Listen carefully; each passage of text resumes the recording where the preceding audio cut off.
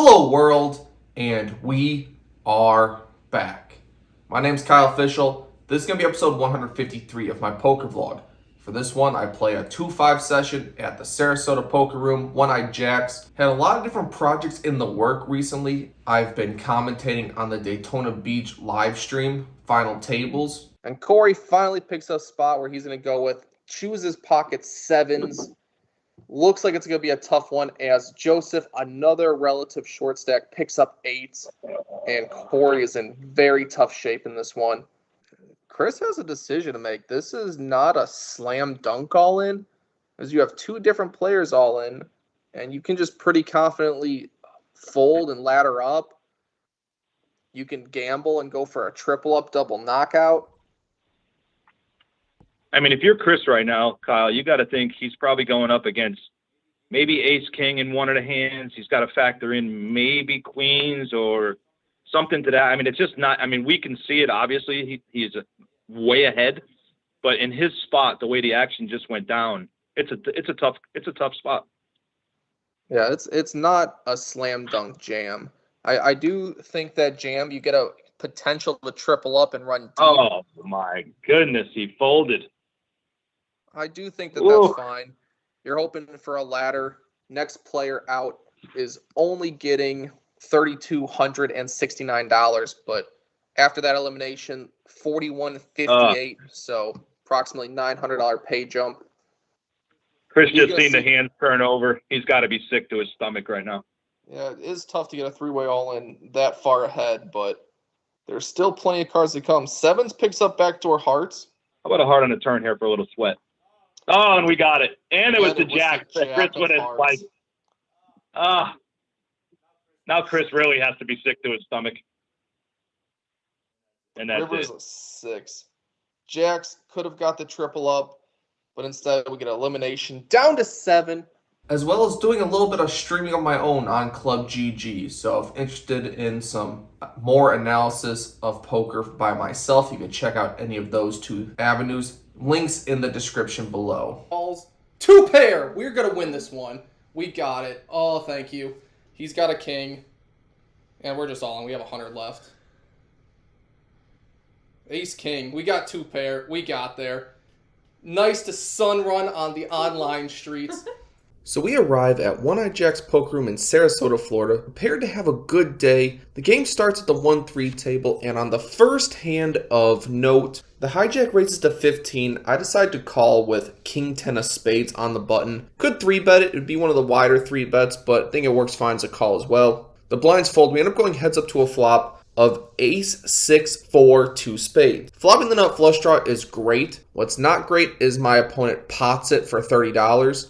I mean, this is exactly how I would expect an ace to play. You know, full protection against a flush draw, which is what I have. But still, we're never going to fold here. Raising seems out of the question because all aces are just going to call a raise. So we end up making the call. When the turn is the 5 of hearts, my opponent checks to me. I really doubt an ace would play this way. I think they'd continue to bet, go for the protection against the flush draw. So thinking he's closer to middling pocket pairs or weak single pairs, I'm going to bet a sizing that I think I would if I had a pair of aces, a little bit closer to a value-heavy size. I bet $50, and my opponent pretty much snap folds. So we get one through with king high, starting off going in the right direction. Before I button straddle, the hijack raises to $15. I have ace-queen offsuit. Not going to just call this one. We're on the button. We have ace-queen. Seems good. This one's going to be 3-bet up to $45.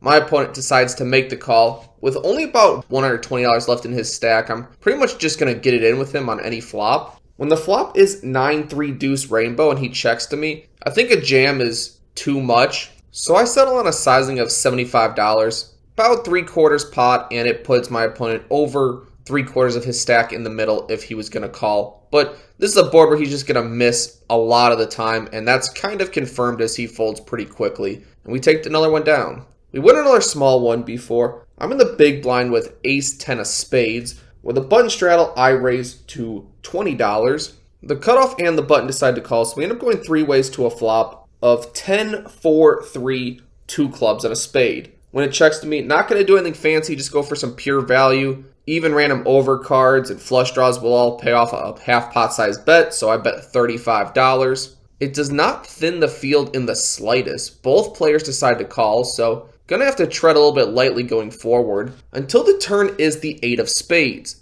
Giving me the nut flush draw to go along with top pair, top kicker is pretty much a dream spot. Additionally, as I have a 10, it's pretty unlikely anyone could have 10-8 specifically, so no real two-pair combinations, no real indication I could ever be beat currently. I'm going to size up here a bit, get value from all the club draws, all the worst 10x, and I bet $115.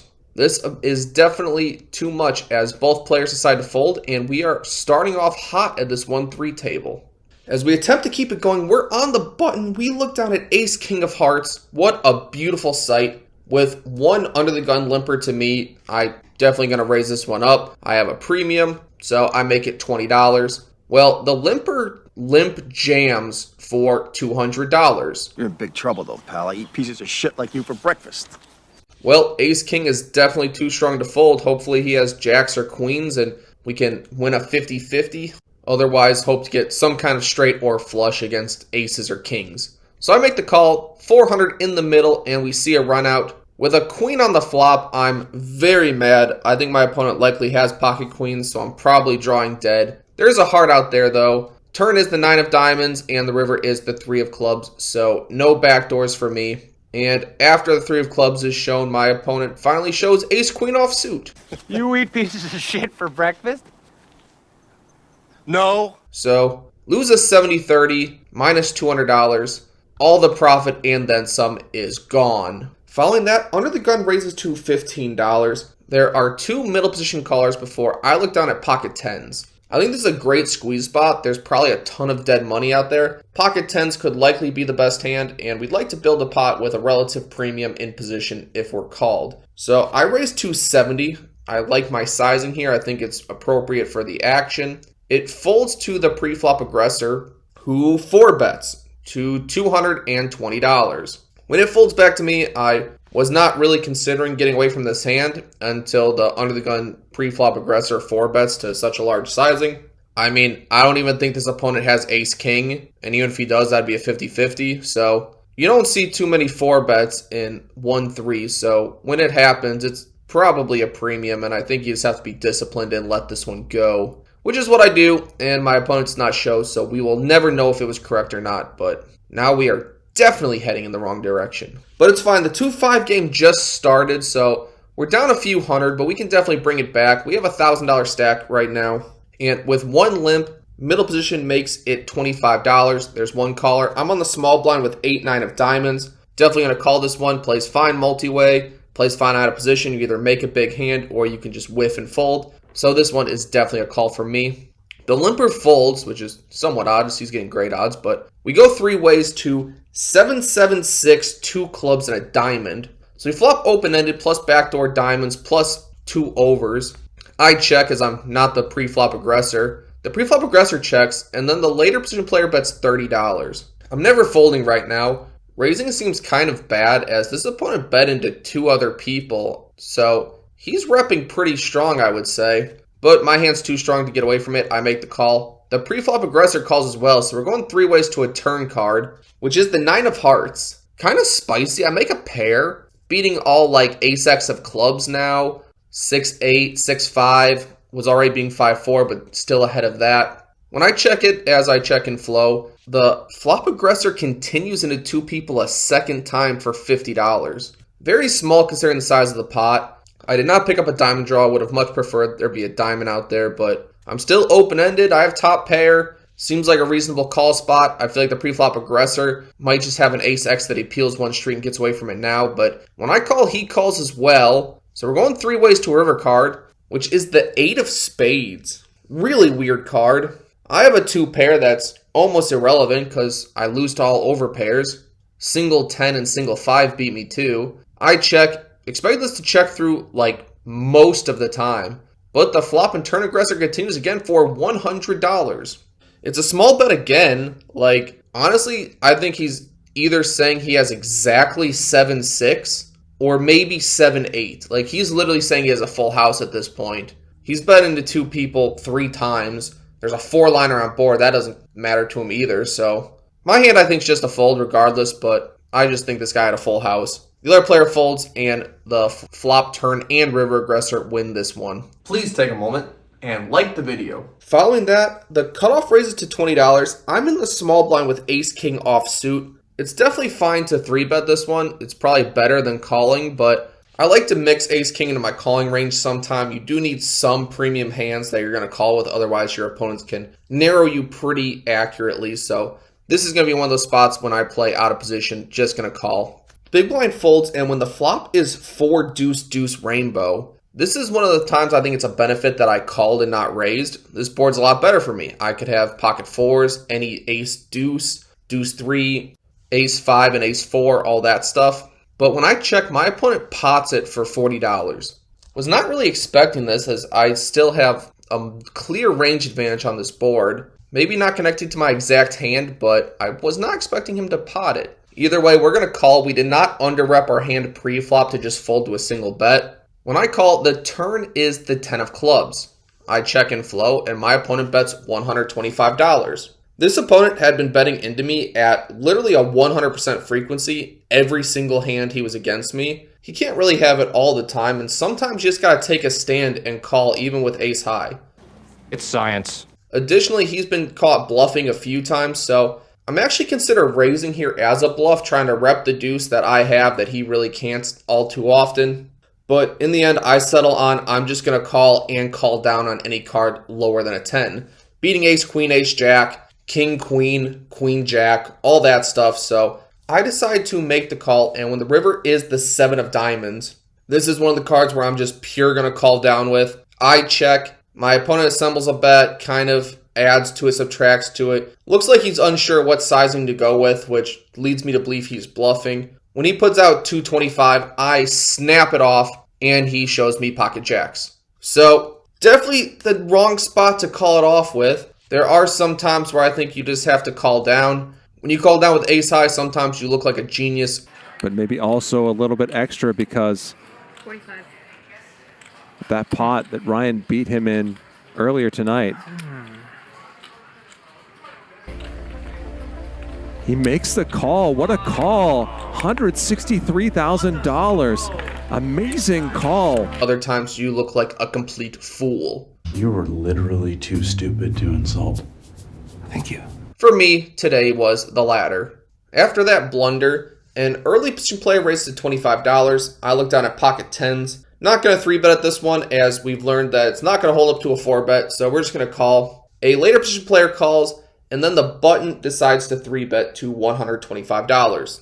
When the initial aggressor folds, it's on me. It's $100 to win approximately $200 plus the $100 I put in there, so there's going to be $300 in the middle. We both have over 1,000 in our stack, so there's plenty behind to play for. And this hand, I think, functions great as a set mine. It doesn't block any hands he could have. He very rarely has ace 10, so all my 10s should be live. I think my opponent is weighted more towards like ace king, ace queen, ace jack type hands anyway, so similarly to the previous hand, there are some boards where I'm just going to call down with. When I call, the other player calls as well, so we end up going 3 ways to a flop with 400 in there, even better odds, and the flop is ace jack 6 rainbow. Very much not the board I am looking for. I put my 3-betting opponent on an ace-x type hand, so that ace is a dagger to my soul. I check and flow, checks to him, he bets $225. I think that's a good sizing with his entire range, even if he had like kings or king-queen for some reason. He understands it's a board that's better for him, and I'd probably call if there was only 1 overcard, but with 2, I'm just going to let this one go. The other player folds 2. That one was anticlimactic. Next hand of note.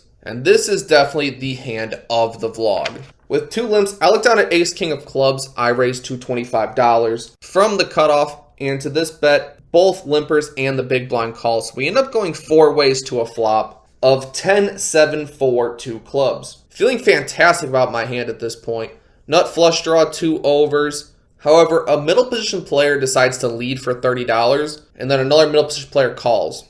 Usually when you see these weak, small leads, they're often draws, and I would typically raise here if I had like ace 10, an overpair, all kinds of stuff that could punish flush draws and straight draws. Double blocking the flush draw gives me a little bit of pause, but I'm not going to slow play this one. I would love to thin the field, and I have a ton of equity. If a bad card comes on the turn, I'd like to have the betting lead so I could check it back and realize all of it. So I raised to $130. To this bet, both the leader and the caller decide to call. So we end up going 3 ways to a turn card. Boy, do I hope it's a club. But no, it is a black ace of spades. Just about as good. When it checks to me, I have around $650 in my stack. Considering the pot's around $500, I think a jam is completely reasonable. The only problem is you're probably only getting called by better. It's unlikely anyone has like 10-7, 4-7, but the hands that you're most likely against are like 5-6,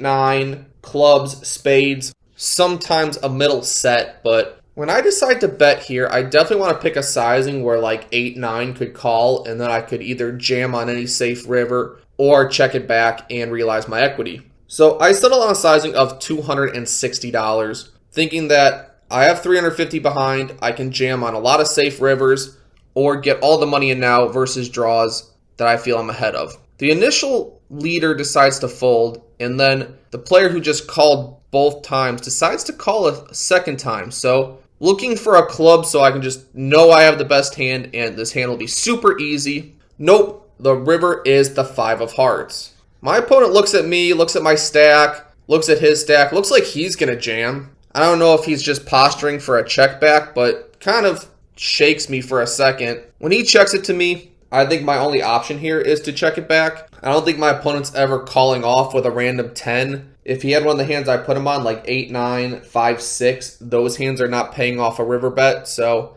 I decided to just check this back, have plenty of showdown value, think I have the best hand. And my opponent has 6-8 of diamonds. So that's super fun. Just puts in 260 with 6 outs and binks one. Well, that's one of the hands I hope my opponent can call with. A hand that's drawing very, very slim and gets over $400 in the middle with minimal equity. But that happened. That's disappointing. He gets a mountain of chips pushed his way. In the very next hand, I win a small one. As you can see to the right, my opponent is racking up to leave. Very nice that he leaves right after that hand.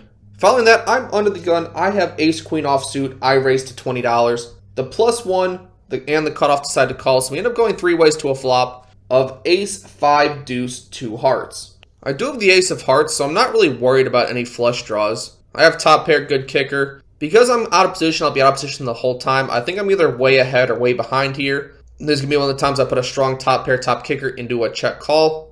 1 street of pocket control, 1 street closer to showdown. I check. It checks all the way through. The turn is the 4 of clubs. I think my raise pre should have put all the 3s out of people's ranges. Don't think anyone can really have a 3 here all too often. So I'm going to bet here, try to get value from flush draws, maybe middling pocket pairs that don't believe I would check back an ace.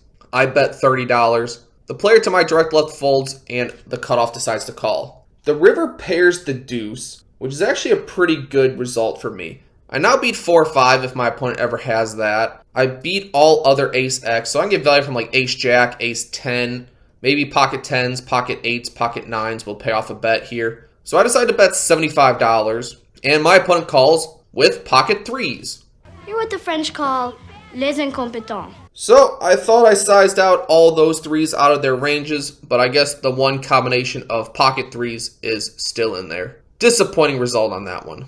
And a final hand of note. With about $400 to $500 in my stack, an early player raised to $20. There's one call. I'm on the button with King Jack of Hearts. I 3-bet to 50. Gonna 3-bet because I want to get this closer to a stack to pot ratio where I can jam on any board I connect with. It's the only way I'm going to get out of this hole. When I make it $50, both players call. Seems pretty reasonable. And we get one of the flops we're looking for on Queen 3 Deuce 2 Hearts. When it checks to me, I'm going to continue. I bet $125. Have an over to the board. Have a flush draw. Maybe a queen will even fold to this bet if it's a weak queen. Pocket pairs should get out of there. But either way, we'll have 13 outs when called.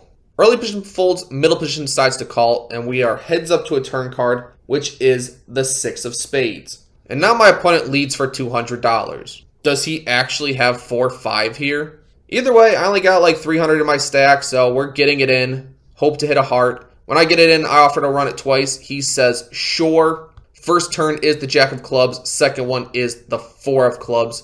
And my opponent has Queen Jack. So Could not pull a heart to bring this session out of the hole, and that is going to be it for me on the day. So we are into the game for $2,400, and we are out of the game for zero. Nothing. Not a single chip left, which means we lost $480 an hour or 96 big blinds an hour across 5 hours. Yeah, I'd say this session is mostly defined by the ace-king of clubs versus 8-6 hand. If it goes the other way, I make approximately $1,500, $1,600 on the hand, and the session will likely result in a sizable win. Sometimes the 80 to 85% just don't go your way. That's just going to happen sometimes. I think jamming the turn is a mistake. Instead, I got my opponent to put in $260 with a very slim chance of winning. So, actually happy with how I played it, happy with my sizing and everything. I do have a decent size win coming up next week, so stay tuned to that because we always make it back, and I will see you there. Thank you.